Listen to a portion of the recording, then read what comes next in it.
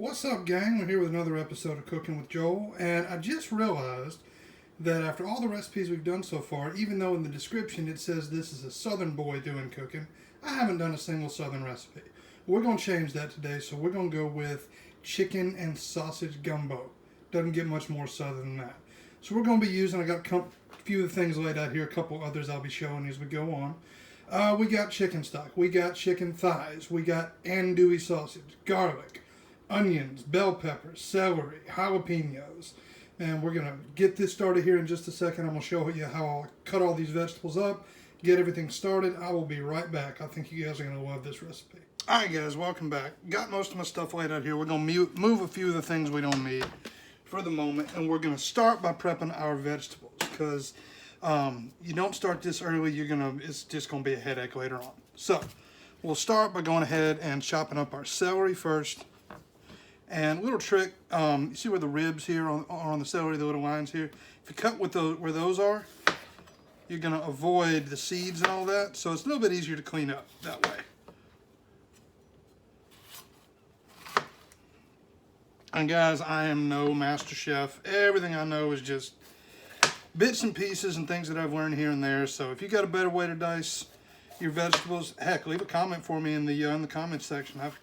I'm always looking for new ways to cook, so if you got a better way than mine, I'll certainly take a look at it. Like I said, when you cut around, see, you don't really have to clean them up at that point. So, and these don't have to be like finely diced or anything, because these are going to cook down really, really fast once we get them into the skillet. But I'll go ahead and start with that. And this particular chicken and sausage gumbo recipe is a variation on one that you can get from just an amazing Cajun chef named Isaac Toops. Owns a couple restaurants in New Orleans. I will leave a link for his version of this recipe in the description if you guys want to check it out. Dude's hilarious. Just absolutely great cook. Unbelievably good food. I've been to one of his restaurants. I hadn't been to the one he opened a couple of years ago. But his food's amazing. And again, this particular recipe is just my take on his. Well, I guess his was the jumping off point, I should say, for what we're doing here today. And yeah, the camera angle is going to be a little different today. I'm trying to show you guys a lot of what leads into this. I know when I do some of these other videos, all you see is, you know, that silly overhead shot of the stove, and you don't see me doing any prep work or anything else like that. I'm trying to show you all a little bit more of that, because obviously, you know, there's a bunch of prep that goes into this, and if you got a lot of that done early, it just kind of makes your life a little easier. So we'll go ahead and put our vegetables. I'm going to slide them into this big old multicolored bowl that my wife insists I can't get rid of. Alright, next we'll go with the celery. I cut the tips off my celery. That part's a little bit bitter. I cut the tops off too. Obviously you guys prep your veg however you want to. And actually, something I just noticed, with this one, because it's so big, we're going to split it in half. We're going to take some of these big pieces and chop them up too, because those are going to be some, and those are going to be some big pieces. Celery chopped up. Oh, one of them got away. Alright, now we're going to go with onion. And anybody who's watching who's from the South, or more specifically, probably from Louisiana, they're generally going to refer to these three vegetables. You know, with French, you got, I think, what they call mirepoix for a lot of their cooking. Which is, what all goes in that? That's onions, that's, I think that's onions, that's carrots, and that's celery. In Cajun cooking and Southern cooking, you got the Trinity, which is going to be your onions, your bell peppers, and your celery. And again, you don't have to dice these too fine, because these are going to get cooked really, really good when we put them in the roux. So I'm chopping mine pretty big. Go ahead and put that in there too. Alright, so that's all our vegetables. I'm just going to keep them right there. Now the other two things you got is you got your jalapenos. Now you can kind of cut these along the lines the same way I did the celery, and you can avoid all the seeds, but I don't really care about that today. I don't mind the seeds in mine. That's just a little bit of extra heat. My kids don't like it. Oh well. I'll eat it if they don't. Alright, and again, we're just going to get those kind of a rough chop. And we'll put these in one of these little fancy serving bowls. I think this is called ramekin, something like that. And the last thing we're gonna prep real quick is gonna be the garlic. I got, I don't know, maybe 7, 8 heads of garlic here. And garlic is not optional. It's just not. I love garlic. Okay, so you can just go ahead and smash it up like that. It's gonna make it easier to chop up. It also releases a bunch of the oils and gives you a better flavor when you do it that way. All right, so we got all the vegetables prepped. What do we want to do next? Next, we're gonna go ahead and get our chicken started. Now I got about 1.5 pounds of boneless, skinless chicken thighs here. You can use bone-in, you can use any other, part of the chicken you want. I prefer the thighs. I think they got the best flavor. The dark meat's got a whole lot of good texture to it. And also the thighs, unlike the breasts, if you're gonna use the breasts, once you get these good and cooked, those thighs are basically gonna fall apart once they're really good and cooked and all that, and that gumbo goodness. And I just like that. I like the texture, I like the flavor. So, but again, you use whatever you want. So we're gonna prep these. And this, guys, is grapeseed oil. You can use olive oil, you can use canola oil, and basically anything you want. But we're just gonna put a little bit of oil on these things. All right, and we're gonna rub that in real good. Get that flavor in there. All right, and what we're gonna do then, I lost my thing. All right, we're gonna put these in a skillet, and you're gonna wanna get a good hard sear on these. I'm gonna put them in my oven with the broiler on high for about 8-ish minutes, somewhere in that neighborhood. Get them a really good hard sear, so let me get the oven turned on. All right, so I'm gonna go ahead and put these in the oven. Again, that'll take about 8-10 minutes, somewhere in that neighborhood. Now I'm gonna clean off my cutting board because it's a mess. And now, just to go ahead and get all my prep work out of the way, we're gonna go ahead and take our sausage. If you can find andouille sausage, use andouille sausage. If you can't get andouille sausage, any smoked sausage will work. I'm gonna go ahead and just chop these up. All right, so that's all done. We got those there. We got our vegetables here. All right, so now what I'm gonna do, guys, I'm gonna get the pot ready because now we got to make a roux. So I'm gonna change the camera angle a little bit here, and I'll be back in just a second. All right, guys, we're back. So still got the chicken broiling in the oven. What we're gonna do now is we have got to make a roux. This is the secret to a lot of Southern and Cajun cooking. Now, generally with a roux, you'd use butter and you would use flour to make that roux. However, we're gonna make a really hot temperature roux today because we're also gonna cook all the vegetables in that. So I'm gonna be using grapeseed oil because it's got a really high smoke point. You can use that. You can use olive oil. Just don't use something like butter because the smoke point is really low and you are more than likely going to burn that roux. And a burned roux will it'll destroy your food. You don't want to do that. Generally, if you've never done a roux before, you're going to do it really slow. It's going to take about 30-40 minutes, something like that, to make. If you've got a little bit more experience, you can turn your heat up to medium, and that'll have it done in about 30 minutes. I'm going to turn mine to medium high. We'll probably get this roux, I should say, if my tongue will work, knocked out in about 10 to 15 minutes. And then we're going to go ahead and add everything else in. So this will be a little bit boring, but we're going to start off with 2/3 of a cup of grapeseed oil. Actually, I just realized I'm going to put a dash more because I've already got my flour measured out and I used a little bit more flour. All right, so we're going to set this on medium-high heat until we start seeing some smoke come out of it, and then we're going to add the flour. There we go. We're going to add the flour in. Now at this point, guys, I'll go ahead and tell you, once you get this roux started, don't walk away because it'll burn in a heartbeat. So basically, once I get that flour added in, I'm just going to be stirring constantly until this is done. Luckily, my oven's right here, so if I need to flip over my chicken, like a couple of seconds ain't gonna hurt, but you don't want to walk away and do anything else while this roux is cooking. And if you hear some whimpering over here, guys, you are going to be hearing the real person that runs the house, and that is Jose. That's our little Chihuahua. He dances for chicken. That's his favorite food on the face of the planet. Jose, come here. Come here. See, what I really need to make this video better is I need my wife in here wisecracking with me because she brings out a lot of my personality. But she's asleep. If y'all see any of the silly stuff that you'll see in some of my videos, that's probably her because she edits a bunch of my stuff because she's a hell of a lot smarter than I am. I'm not going to reference it specifically, but let's just say there's a chicken video that's about to go up that you guys are probably going to find funny. It may already be up. All right, so this is smoking where I want it. So here we go. Let's get this roux cooked. There we go. See how quick that starts steaming up. All right. So we're going to start stirring this immediately. Don't want to get any lumps in this. Now it's going to go, this is kind of a whitish type roux right now. It's going to go to a blonde roux pretty quick, and from there on it's going to go to a dark roux. And again, we're pretty much going to be stirring constantly right now.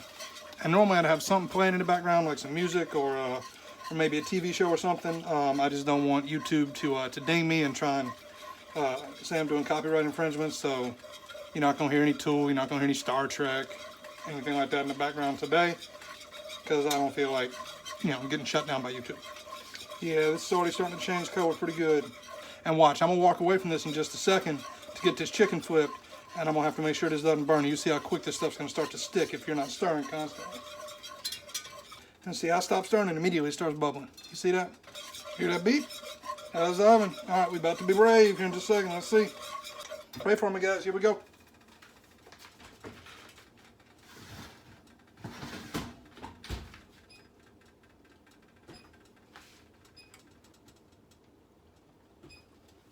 All right, it wasn't done enough.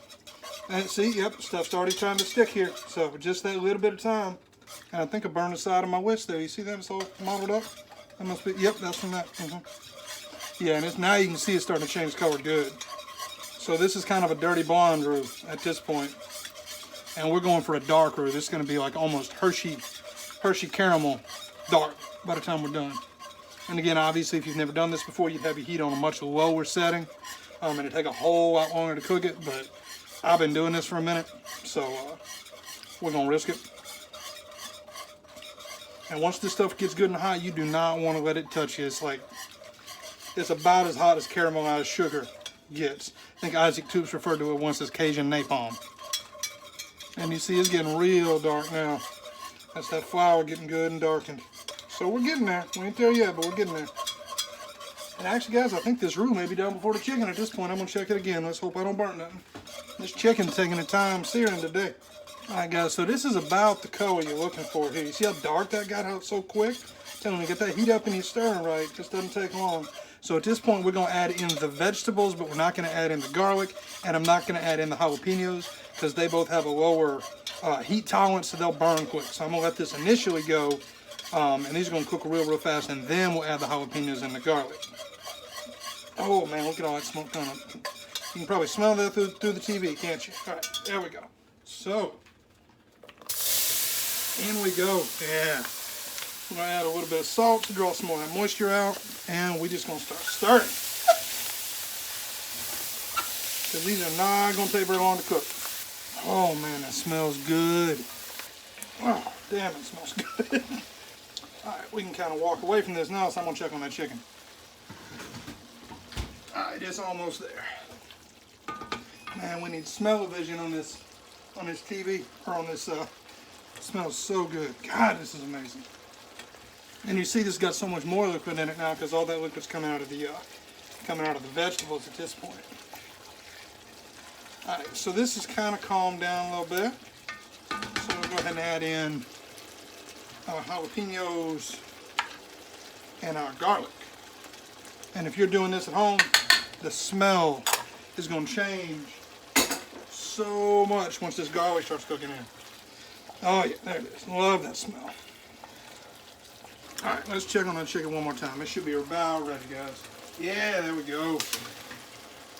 All right, so that's done. Go ahead and get that turned off. And we're going to deglaze that chicken. Normally we'd use beer for that. I'm actually out of beer. I know it's terrible. So we're going to use a little white wine. Not much at all. Just going to deglaze that pot, or that pan I should say. And we're just going to let that sit there for right now. Actually, we'll turn on the heat a little bit, cook that alcohol out of it. Now, I'm telling you, if you could smell this smells so good. You know, we ain't even added the meat yet. And I'll tell you one thing, with most of your gumbos, they're really good when you cook them, but man, the next day, take them to work with you. Woo! Dear Lord, so much better on the second day. Let's see how these are looking. Oh, they're getting there. They're getting translucent. See all that there? We're going to let them cook a little bit longer, though. And while that's cooking, I'm going to pour me about 5-6 cups of chicken stock. Now, you can make your own chicken stock. I'll actually probably put a recipe up about how to make your own chicken stock at some point. But if you don't have that, you can buy the stuff at the store. Works fine. Guys, remember, if you're using the broiler and then you go and grab this, be sure you put your oven mitt on, because I just almost grabbed it forgetting it's still hot from the oven. So, I don't feel like burning my hand. Alright, so my chicken's good and deglazed. We'll move that off the skillet. And now, again, since I don't have beer, normally you'd use beer, I'm going to add about a cup-ish of this white wine. And we're going to let that cook by itself for a minute. That's going to make us some more gravy. So we're going to cook the alcohol out of this before we add anything else. You don't ever want to serve something with anything alcoholic hadn't had all the alcohol cooked out, because it's going to change the flavors. You're going to like the taste of it. Alright, so that's about where I want it, guys. Let's go ahead and put this chicken in. And apparently I have a tendency to say you guys a lot, so much that my wife is to the point she wants to make a drinking game out of how many times in these videos I say you guys. Alright, so we got that added in. Now, we're going to add in our chicken stock. A little bit at a time, and kind of stir it as you get it in. You don't want it to congeal with the flour you already got in there. And we're going to add a little fresh thyme. Actually, this is dry thyme. Fresh works just as good, but my wife doesn't like fresh thyme. She doesn't like the little sticks because she can't ever seem to get them all out of there. I'm going to add about 4 or 5 bay leaves. You can get fresh. Fresh works good. If not, you know, stuff you kind of pre-buy is fine too. You know, like it's already in the little packages. And we need some salt and pepper. Where's my salt? Don't add a whole lot of salt at the beginning because you never know what it's going to turn out like. You can always put more salt in later, but you can't take it out. And we're going to add a mess load of pepper, guys. And then let's add in that sausage. Alright, we're going to bring this up to a boil, guys. Then we're going to reduce it back down to a simmer. And it's going to need to cook for at least 3 hours to let all the flavors mix, let that roux cook out. So we'll get this up to a boil. And I'll see you guys in a second. Alright, guys. So this is just about to start bubbling here. Again, we're going to bring it up to a boil. Then we're going to reduce it to a simmer. And then just cover the top and let it go for at least 3 hours, but as long as you want to. I mean, there are times you start gumbo in the morning, you let it roll all day, and then you serve it at night. It's going to be so good. We're going to cook this about 3 to 4 hours, though, because this is going to be for supper for my family tonight. But again, you do want to cook it at least 3 hours. But you can let it go all day if you want to. So yeah, we got that bubbling now. Now, one other thing we are going to add, but we're going to add it near the end because it's easy to overcook. We're going to put some okra in here.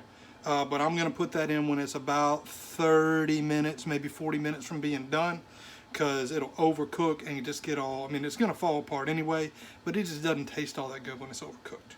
Alright, so we'll reduce this down now, guys. Again, we're going to turn this down to a bit of a simmer, and I'm going to put this top on it, and then we are done. See you guys in 3 or 4 hours. Alright, guys, welcome back. We've had this cooking for about 3.5 hours now. So really quick before we're done, because it's only going to be about another 30 minutes before we're going to serve this, I'm going to go and add in some okra. The one thing we didn't add earlier, because again, as I mentioned, you don't want that to overcook. So we'll go ahead and put that in, bring this back up to a boil, then reduce it back to a simmer. I've already got my rice going on there in the back. You can see that going. So I guess here in about a half an hour, man, we are going to have some yummy chicken and sausage gumbo to eat. I'll see you guys here in a little while. But again, go ahead and add the okra about 30 minutes before you're done. You can add it earlier if you want. I just don't like it when it's overcooked. We'll bring this back to a boil, then reduce it back to a simmer, cook it for another half hour. Rice will be done by then too. Get this plated, and then we will dig into some lovely gumbo.